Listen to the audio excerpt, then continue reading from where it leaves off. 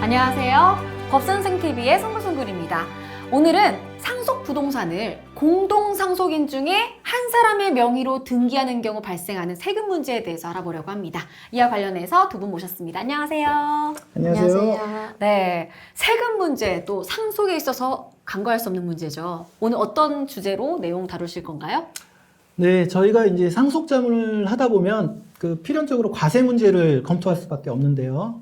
특히 그 상속재산이 그 부동산을 가지고 계신 분들의 경우 그 여러 공동상속인이 공유지분 등기를 하게 되면 나중에 그 공유물 분할 등을 해야 할 경우도 생기고요.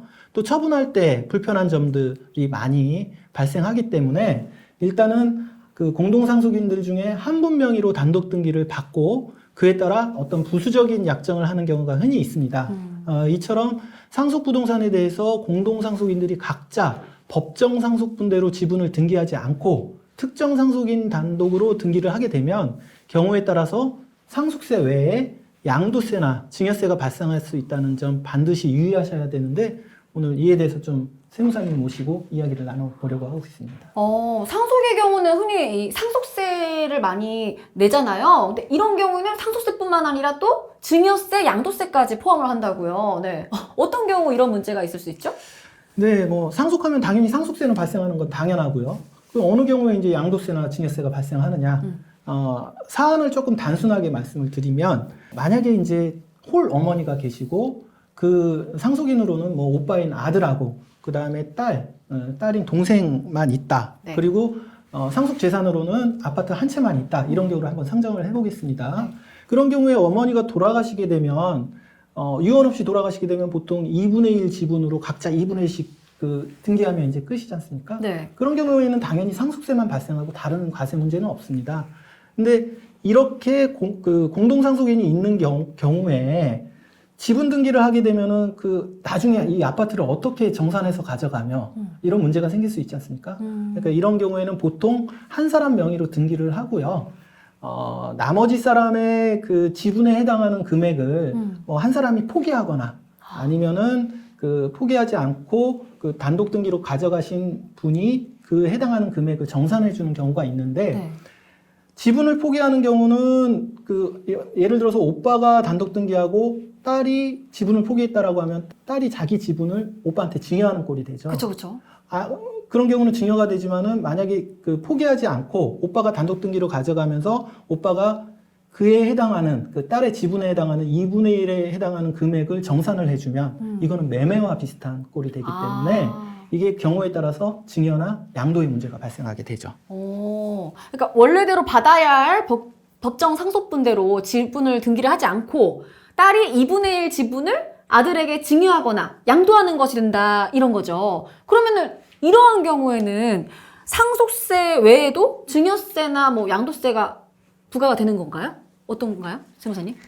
네, 이제 이런 경우에는 오빠와 동생인 딸이 이제 협의를 했는데 딸이 자기 지분을 포기하고 아들 단독 명의로 상속을 받는 경우에는 딸의 법적 상속분, 즉 2분의 1의 지분을 이제 아들에게 증여한 형식이 되게 됩니다. 네. 그런데 상속세법상에서는 최초의 협의 분할을 통해서 이제 아들 명의로 최초 상속 등기를 하는 경우에는 증여세를 과세하지 않습니다. 그런데 이제 주의하실 점은 일단 법적 상속분대로 상속 등기가 되었다가 나중에 이제 재협의를 통해서 아들 단독 명의로 되는 경우에는 이제 원칙적으로 증여세 과세 대상이 되고 다만 재협의에 의한 단독 등기가 상속세 신고 기한 이내에 이루어진 경우에 한해서 증여세를 면제하고 있습니다. 그래서 일단 법적 상속 지분대로 지분 등기를 하였다가 상속분을 포기하는 재협의 분할로 지분 변경 등기를 하실 때에는 반드시 6개월 내에 하셔야지만 증여세가 부과되지 않는다는 점을 이제 구독자분들께서는 반드시 기억하셔야 될 것 같습니다. 그러니까 이 상속세 이 신고 기간, 그 돌아가시고 나서 그 6개월 내에 재협의 분할로 단독 등기를 하는 경우에 증여세가 부과되지 않는다. 그렇죠. 네. 그럼 양도세가 발생하는 경우는 어떤 경우죠?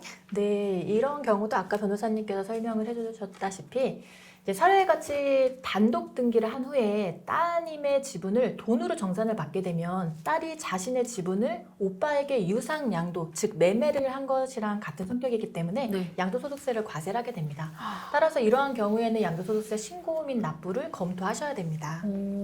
세무사님, 근데 저희가 이제 상담을 하다 보면 이세라와 같은 경우에 아들이 딸에게 금전을 보상 지급하려고 하는데 아들에게 그러한 재원이 없습니다. 뭐 돈이 뭐 이렇게 많으신 분이 아니신 경우에 뭐 예를 들면은 그 아까 사례에서 그 호르몬이 아파트가 10억 원 아파트였는데 그 아파트를 아들이 단독으로 상속받고 딸에게 그 지분 정산을 해주려면은 10억짜리 아파트니까 5억을 딸한테 이제 정산을 해줘야 되잖아요. 그런데 오빠한테 수중에 그런 돈이 없기 때문에 그렇죠. 오빠가 단독으로 등기를 일단 받았다가 그거를 제3자한테 매각한 다음 그 매각한 대금을 가지고 반반씩 나누자는 경우도 많습니다.